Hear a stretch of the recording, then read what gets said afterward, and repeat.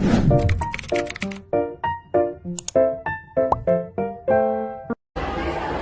siang pemirsa, kali ini saya akan menyampaikan berita tentang peraturan anti penggunaan plastik di sekolah. Apa pendapat saya tentang peraturan anti penggunaan plastik di sekolah?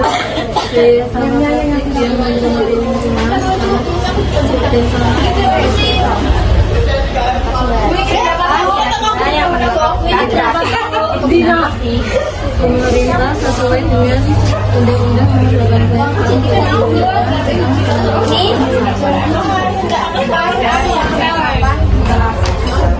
terapkan peraturan anti penggunaan plastik di sekolah.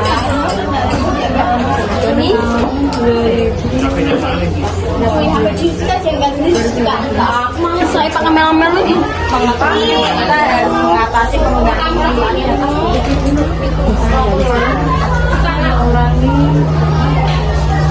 Mengurangi sampah plastik karena itu tidak bisa diisi seperti ini. Di mana tempat mendaur ulang plastik yang plastiknya mungkin diambil dan sampah. bagaimana Anda mengatasi peraturan anti penggunaan plastik?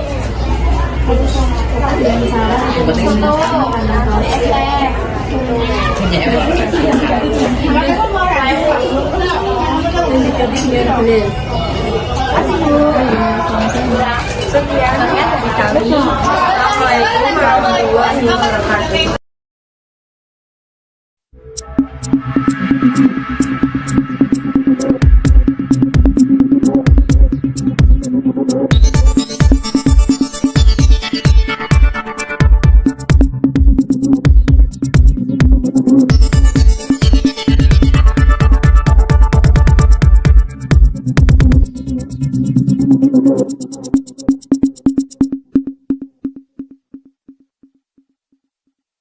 Selamat pagi pemirsa, bertemu dengan saya Risma Asyazahra dalam Breaking News.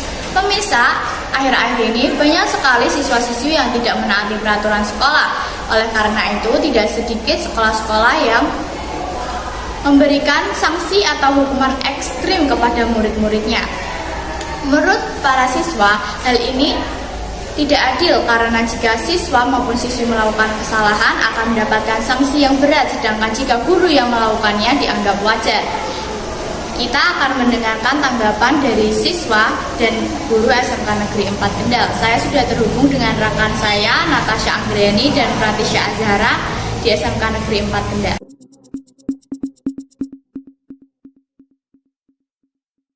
Natasha Anggreni, saya Pratisya Azhara. Kami sudah berada di SMK Negeri 4 Kendal dan sudah bersama salah satu narasumber yaitu guru dan siswa SMK Negeri 4 Kendal.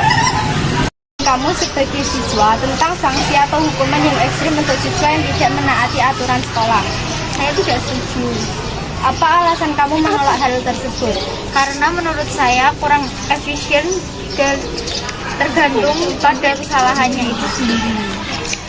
Menurut kamu, apakah hukuman ini akan berjalan dengan baik dan ditaati atau malah sebaliknya? Sebagian mungkin akan menaati, sebagian lagi akan menyepelekan dan tidak melaksanakan hukumannya. Apa biasanya alasan guru memberi hukuman yang ekstrim untuk siswa yang tidak menaati aturan? Kalau tidak menaati aturan ya sesuai dengan kesepakatan yang pertama kali ya. Kalau kita kan seperti kita membuat komitmen siswa dalam pembelajaran, contohnya tidak mengerjakan tugas, sanksinya apa, dia tahu konsekuensinya sendiri. Jadi untuk sanksi disesuaikan dengan yang kalau kita misalkan yang edukasi, tidak menghukum secara fisik kayak gitu. Tapi istilahnya biar anak itu jelas bagaimana, contohnya kalau tidak tertib disuruh nyanyi lagu kebangsaan kayak gitu, itu salah satu contohnya. Ya. Menurut Ibu apa saja yang termasuk hukuman ekstrim? Hukuman ekstrim. Kalau ekstrim menurut saya hukuman fisik. Ya, hukuman fisik itu kan kadang kondisi kesehatan seseorang berbeda-beda. Kadang ada anak yang punya sakit kayak gitu. Kalau misalnya fisik, contohnya disuruh berjemur di matahari yang panas kayak gitu, suruh mumet bendera sampai beberapa jam, berapa menit mungkin, karena kondisi kesehatannya tidak memungkinkan, bisa juga nanti berbahaya fatal untuk anak itu. Apakah di SMK Negeri 4 Kendal sudah menerapkan sanksi hukuman ekstrim untuk sanksi yang melanggar aturan sekolah? Kalau hukuman ekstrim saya rasa enggak ya, tapi kan semuanya diatur istilahnya yang mengelola BK ya. Jadi sanksi apa itu sudah ada poinnya. Kalau misalnya poin, kalau tidak salah sudah berapa ratus gitu, berarti nanti ada jenjangnya, misalnya SP1, SP2, SP3. Kalau SP3 sudah dikeluarkan dari sekolah. Ya, nanti pelanggaran-pelanggarannya sudah tercatat semua di situ. Ya. Terima kasih sudah meluangkan waktu. Iya, iya. Baik, begitulah kira-kira tanggapan dari guru dan siswi SMK Negeri 4 Kendal. Kembali ke studio.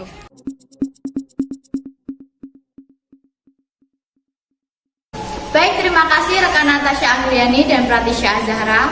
Pemirsa, sekian berita pagi ini. Selamat pagi dan selamat menjalankan aktivitas Anda.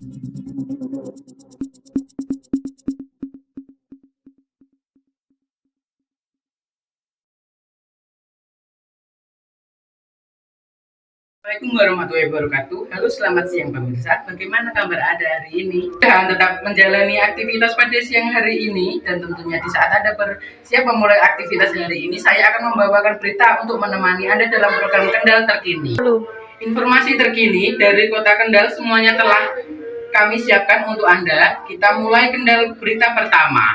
Berita pertama datang dari daerah Kota Kendal, peraturan pengguna plastik. Berita pertama yang datang dari daerah Kota Kendal, peraturan anti pengguna plastik di warung. Lengkapnya kita segera menghubungi dengan reporter Nuryani yang sudah berada di tempat untuk menyampaikan informasi mengenai peraturan anti pengguna plastik di warung. Siwais, kembali bersama saya Nuryani dengan live report Kendal dalam berita. Siwais, kembali bersama saya Nuryani dalam live report dalam Kendal berita, dan siang ini saya sudah berada di lokasi peraturan. Siwais, kembali bersama saya Nuryani dengan report Kendal dalam berita, dan siang ini saya sudah berada di lokasi.